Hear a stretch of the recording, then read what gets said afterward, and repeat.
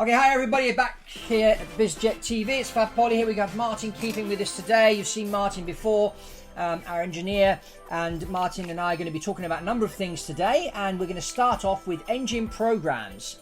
So, Martin, tell us about what an engine program is and what are the benefits of having an engine program when you buy your private jet.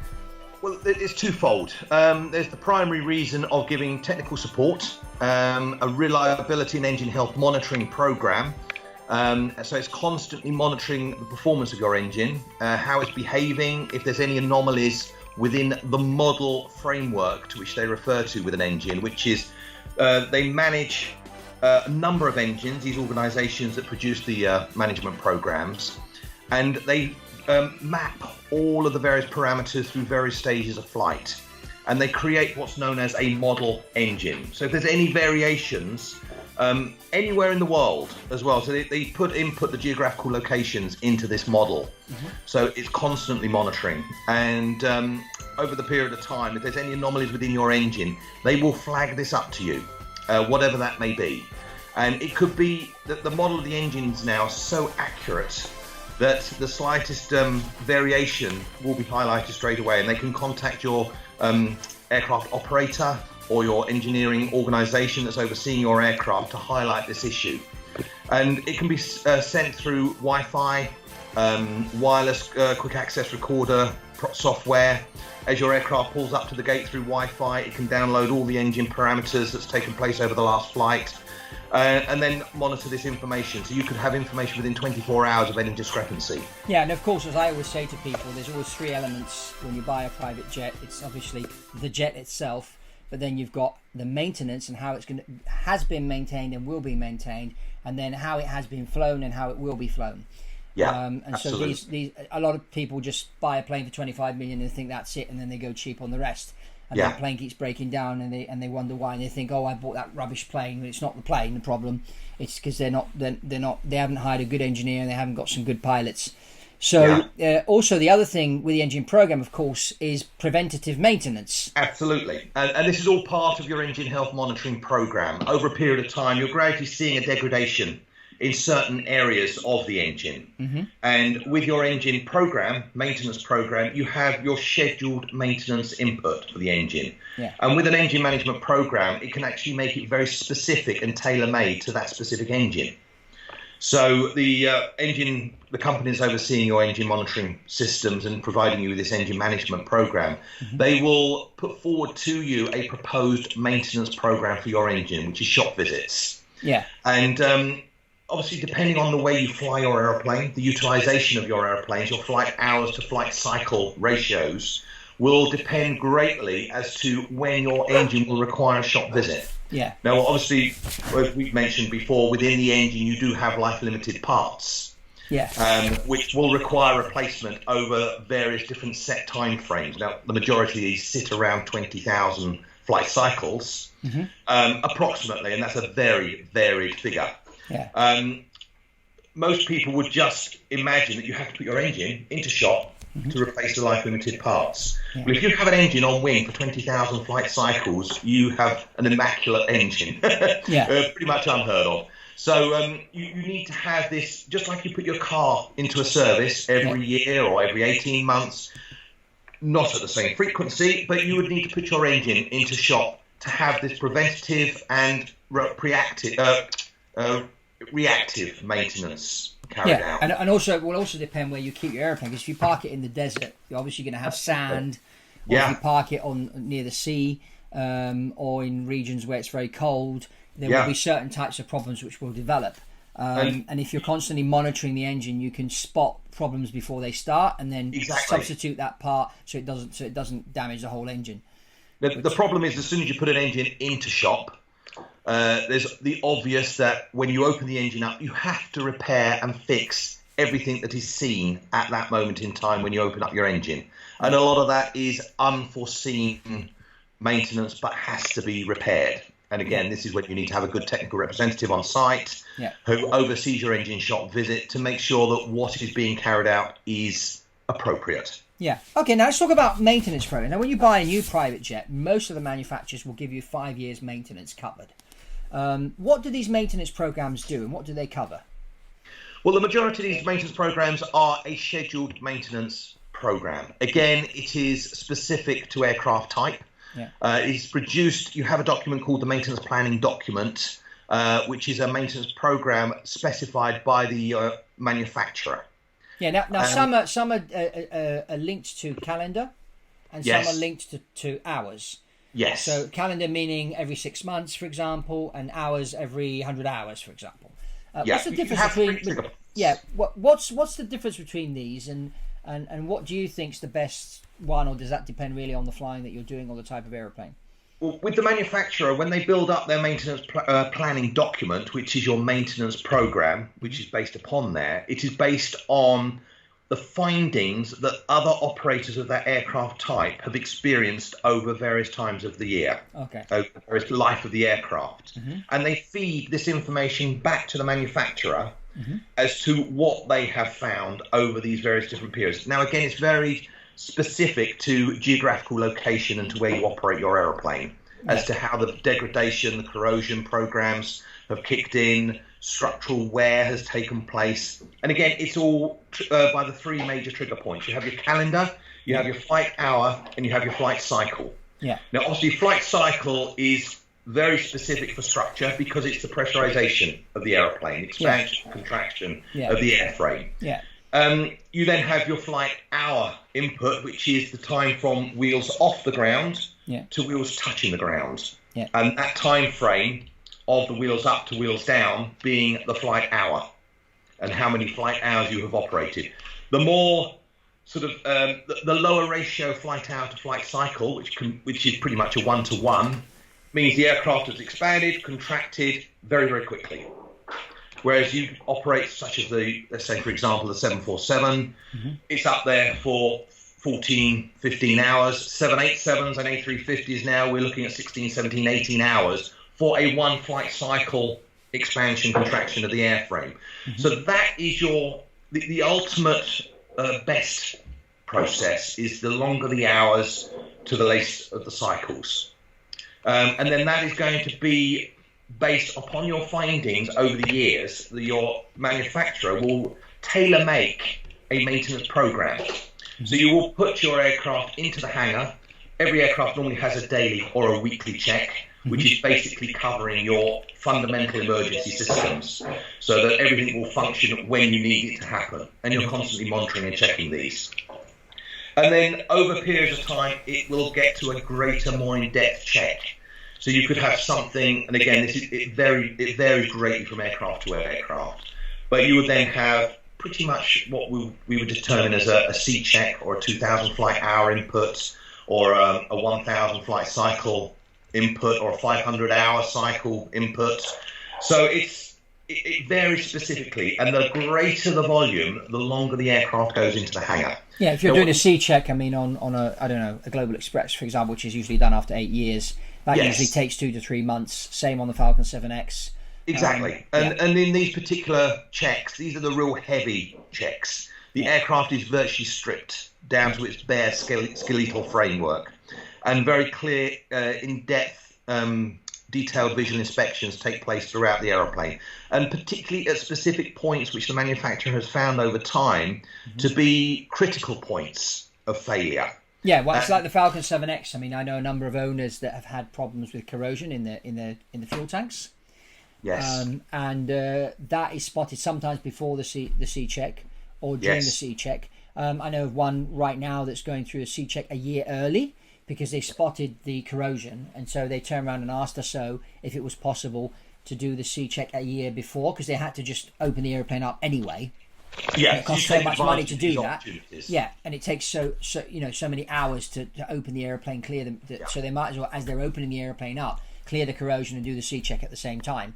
Exactly. You would have airworthiness directives to perform. You'd also have service bulletins to perform, repetitive inspections which get called up, and you would bring all of these specific tasks and inspections together to perform at the C check while you have the aircraft open, because you only want to pay for your man hours to open up an aeroplane once. You don't want to have to open it up, close it, and then just for a specific task that may be due 200 flight hours later, have to have it all opened up again just to inspect one small area. So you get a decent engineering organization to oversee and plan your maintenance. So they will call these specific tasks probably a little early. You can never overdo it. Yeah. You never exceed the date of expiry or the flight hour expiry or flight cycle expiry. You always do it before.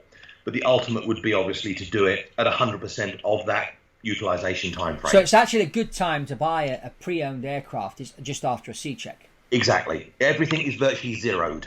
Yeah. So it's as good as new as well, because you've had a very critical inspection carried out on the aeroplane. All the fluids have been reserviced. Often components have been replaced out, so you've got good, strong new components. All the control cables have all been lubricated. The landing gear has been fully lubricated. So it's as good as new. Yeah. Now, when someone buys a pre-owned aircraft, when the 5-year warranty has run out, is it advisable to put the aeroplane on a number of programs, from the engine program to the avionics and whatever, and maybe let's talk different manufacturers from Gulfstream to Dassault and Bombardier and how they do their programs and what the differences are. In my personal experience, I have seen lots of variations of this that the various different owners have carried out. From my personal perspective, I truly believe at the end of a 5-year warranty, it is always worth continuing that warranty for an additional 3 to 5 years. So if you've got Falcon Care on your 7X, Falcon 7X, you would renew your Falcon Care? Yes. Yeah, I would look at the benchmark. Specifically for Gulfstream, I would always keep it on a Gulfstream program. Yeah. Irrespective of the age of your aircraft, I would keep it on a Gulfstream program. It's almost second to none. Yeah. It's continuous, it's fair, it's very well balanced. The pricing is superb. Yeah. And they are monitoring your aircraft from birth right the way through. Yeah. So everything is balanced, everything is consistent, and they are putting it up against every other Gulfstream that is flying today, your aircraft. So you know where yours sits as far as degradation is concerned, corrosion, and they will rectify it straight away. And obviously, if you keep a loyalty program with some of these manufacturers, the costs become beneficial. Yeah. With the likes of Bombardier, Learjet, Falcon, and people like that, I would say up to an approximately 12 to 15 years old aeroplane. Yeah. I would stick with the original manufacturer's maintenance program and management support and care. After 12 to 15 years, it starts to become not as cost effective. Okay. Again, that also depends on utilization, but looking at the standard average utilization of the aeroplane, at 12 to 15 years, maybe after the second heavy check, at that point there, I would remove it off a program and I would put it into a managed process through an engineering continued airworthiness management organisation. So basically that would be a tailored maintenance program then? Exactly, yes. Now they would perform the analysis, they would look at all the historical data, they would look at the structural inspection program, the corrosion prevention control program, the critical inspection program. They would look at all the damage on the aircraft and the repairs to see the frequency of the inspections, which service bulletins have been embodied, and the repetitive inspections on those, and any additional airworthiness directive repetitive inspections. What has been found, the findings, the levels of corrosion that have been identified. All of this will then get tailored into creating your own maintenance program specific to that aircraft. But at 12 to 16 years, I would say have a camo start to manage your aircraft from that point forward, because it becomes more cost effective as well, and it's specific. Yeah, I mean, what problems are there when you're buying a 15 to 20-year-old private jet? What are the things you have? What are the preventative measures you need to put in place with an older aeroplane compared to the new ones? A large percentage is where has the aircraft operated. Okay. If it's been in the Far East, that's a very aggressive environment for an aircraft to operate. Yeah, quite humid as well. Exactly. Yeah, you get a lot of corrosion. You get a lot of rust on rotating parts. Your engines are going to have aged far more dramatically than if one had been in the Middle East or in America and Europe. Okay. Then you have the other areas where, if it's been in, say, the Middle East, you've got the desert environments. again, how well has that aircraft been protected when it hasn't flown? Have they put the casings on the engines, or has it been left exposed to the external elements of the weather? Yeah. Again, all these have to come into consideration. So if you're living in the Middle East and if you're living in the Middle East and you buy a private jet, it's best to keep it in a hangar then. So, and same if you're living in, I don't know, Indonesia or Philippines and that, keep it in the hangar, where then that way it's not exposed that much to the outside, humidity and that. Yeah, I mean, you get some fantastic sandblasting take place on the aircraft, which is an exact process we use for removing paint, removing corrosion on aircraft. So you're having that carried out naturally upon your airplane at all times, which you just don't want. And all this sand being blasted is going into your air conditioning inlet ducts, it's going into your engine inlet, it's going into your pitot probes, it's going into your static ports, and it's cleaning up your windscreen all the time, gradually abrading your windscreen. So the life of your aircraft is reducing dramatically. And your radome as well is now this highly tuned piece of equipment and structure on the front of your aircraft. Yeah. It's invariably carbon composite, which being subjected to constant sandblasting, you're going to gradually erode this hull, which is going to be no good to anybody, and the cost of a new radome and the damage that could potentially cause to your radome and all your equipment that's stored right behind there. Yeah. You don't want that. Can you explain to those that are watching what the radome is and what it does?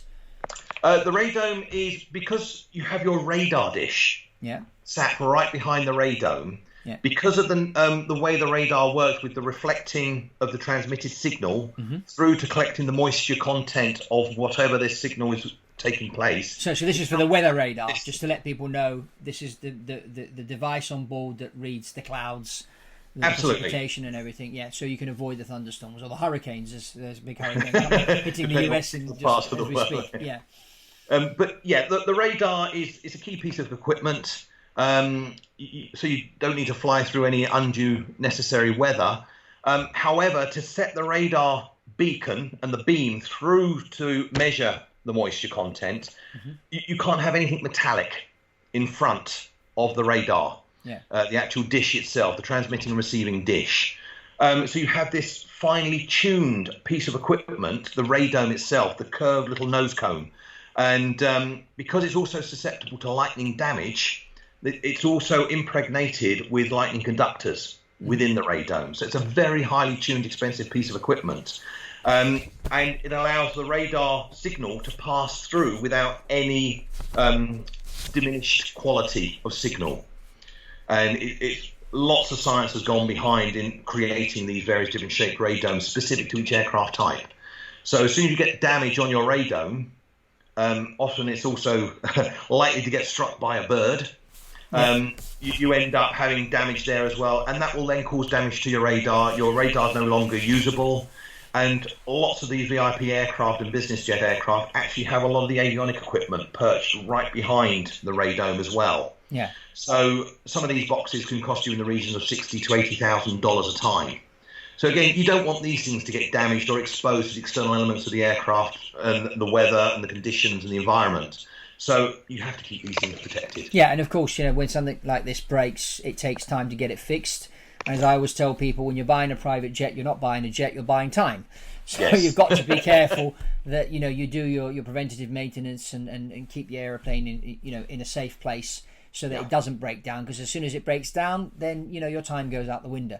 Now let's move on to another subject to do with private jets, because there's a lot of talk these days. We live in a very connected world with Wi-Fi and everything, and more people now, when they charter a private jet or they buy a private jet, they want to stay connected when they're up in the air. So talk to us a bit about Wi-Fi on private jets and the different types of Wi-Fi, and are we going to get the same speed that we have on the ground up on a jet? I believe in time we will get the same speed. A lot of it's politics for obvious reasons, and various different organisations that negotiating their particular contracts and making sure from their financial benefits. But in reality, there is absolutely nothing stopping us today from having the same speed in the air as we have on the ground now. How the system works, we have ACARS, which was a VHF data system not too long ago. It's still a fundamental use and is actually sort of becoming part of ADS-B. and your CD. I can never remember. CD PLC, yeah. That's it. That's the one. Yeah. It was the forerunner of that particular design of system.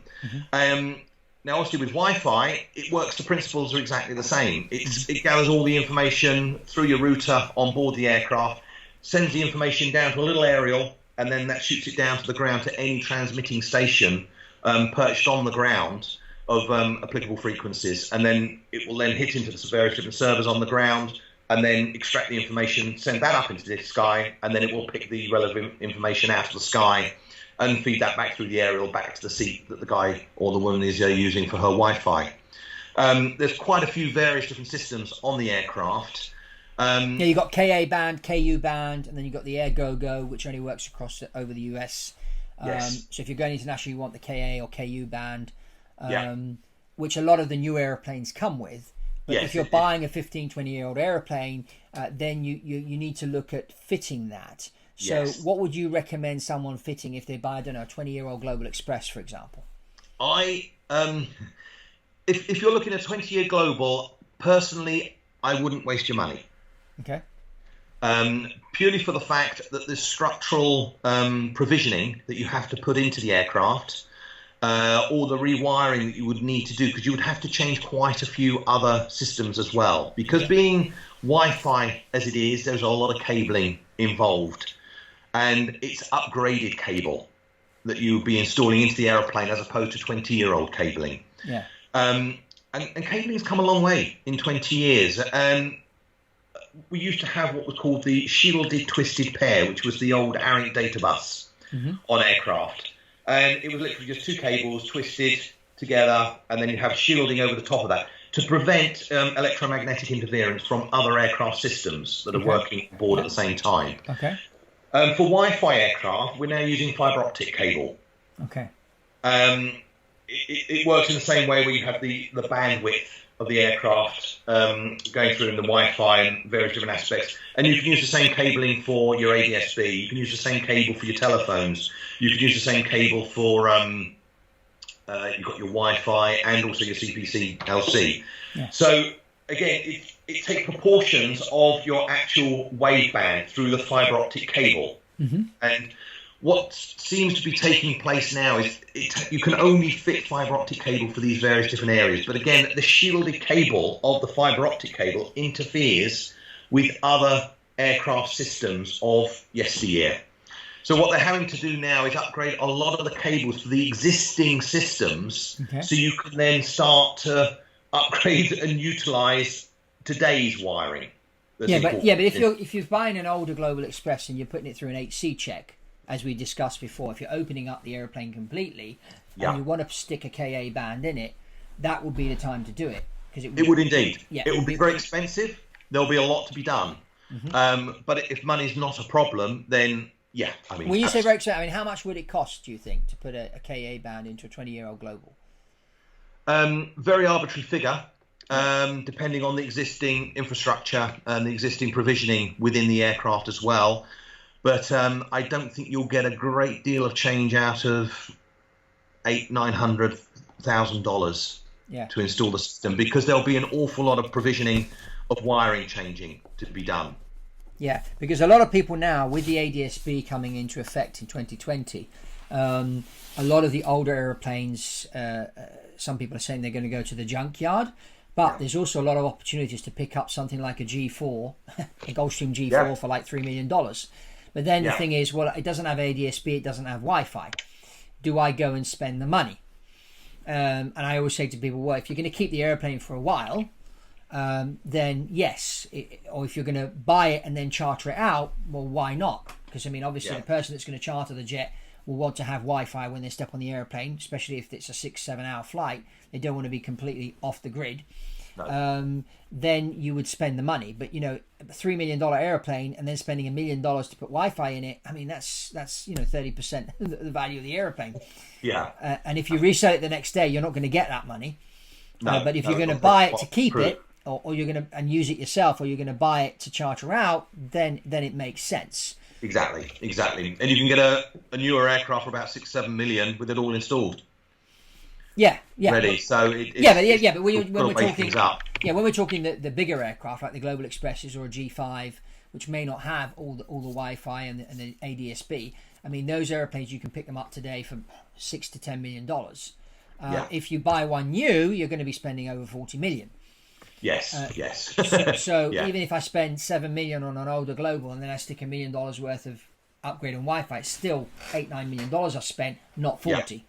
Yeah, and again, you've got to look at your engines and the quality of your engines, and will you need to put those through shop as well, and how old are those engines? So, and that goes back to where we were before with the engine management programs. And as always, when you're buying an older aircraft, like when you're buying an older car, you just got to be a bit more careful and make sure you do all your I mean, in a previous interview that we did a while back, you were talking about boroscopic checks on the engines. When you're buying an older airplane, because that's where you spot the corrosion. And some people don't do that during a pre-buy inspection. But it's very, very important. It's crucial to do, and the APU as well. Yeah, of course. Yeah. Tell us a bit about APUs, because a lot of people, they hear this word APU and they don't know what it is. Tell us what an APU does. Well, an APU is known as, its official name is the Auxiliary Power Unit. It is a single speed jet engine. There's no variable speed on there. It cannot provide any thrust for you. It is solely something that produces electricity and air. And it enables you to be self-sufficient in various different airfields that cannot provide you with ground equipment for air conditioning or to start your engines and electrical power on the ground. So it enables you to be basically self-sufficient. It produces the 400 hertz, 115 volts or 28 volt DC, 26 volts AC for all the various different aircraft systems with this constant speed engine. And it also provides you with enough air to start your engines and your air conditioning on the ground. And it also acts as a backup power supply. So if you lose an engine or you lose a generator on an engine, it can still provide you with backup power and backup hydraulic systems and backup air to basically cover the losses from the lost engine. So it's a fundamental piece of kit. However, lots of minimum equipment lists for the larger commercial aircraft, you can fly for 10 days with an unserviceable APU. But there's obviously provisos that you have to make sure various different measures are taken to do that. But as you see, I mean, 10 days is an awful long time in a flying life of an aircraft that you can fly without an APU. But it's depending on where you fly, an APU is absolutely fundamental. But which you don't get on the smaller private jets because there's no space. But on the bigger ones, the large cabin ones, most of them have an APU. Especially if you're living in a place where it's very humid or very hot. You can either start one of the engines and then get the air conditioning going by having an engine, usually the right engine, because the door's on the left-hand side. So when the passengers get on board, the airplane is air conditioned. Or otherwise, you'd have your APU going, and that will provide the air conditioning. So that's something. Those of you that are watching that are thinking of buying a jet, depending on where you live and that, having an APU can be useful because you're going to get that air conditioning going.